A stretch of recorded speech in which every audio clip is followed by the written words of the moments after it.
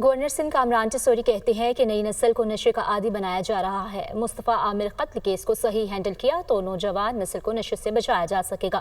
بیرونی ملک سے 32 اقسام کی منشیات درآمد کی جا رہی ہیں۔ تعلیمی اداروں کو خط لکھ رہا ہوں، طلبہ اور اساتذہ کا نشے کا ٹیسٹ کرایا جائے۔ عمران فاروق کی طرح مجھے جان سے مارنے کی دھمکی دی گئی ہے۔ میرے پاس ایگزیکٹو پاور نہیں ہے، صرف آواز اٹھا سکتا ہوں۔ میرے پاس اختیار ہوتا تو دیکھتا ہیوی ٹریفک کیسے شہریوں کو کچلتی ہے۔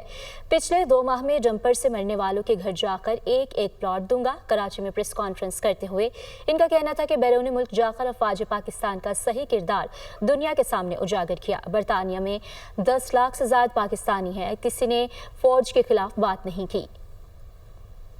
نسل جو ہے وہ اس نشے کی لت میں پڑتی جا رہی ہے۔ اگر مصطفیٰ عامر کیس صحیح طریقے سے ہینڈل کر لیا، ہم ایسے بڑے کام کا خاتمہ کرنے جا رہے ہیں جس کے نتائج بہت ہی ہولناک اور خوفناک ہیں۔ آپ دیکھیں کہ دنیا کے مختلف ممالک سے یہ ڈرگز منگوائی جا رہی ہیں اور اس کی 32 سے زائد مختلف اقسام ہیں، اور یہ میں تمام اسکولوں کو بھی اور کالجز اور یونیورسٹیز کو بھی خط لکھنے جا رہا ہوں، جس میں ان کو پابند کر رہا ہوں کہ آپ رینڈم بلڈ ٹیسٹ کروائیں بچوں کا، ٹیچرز کا۔ جو ایگزیکٹو پاور ہے وہ میرے پاس نہیں ہے۔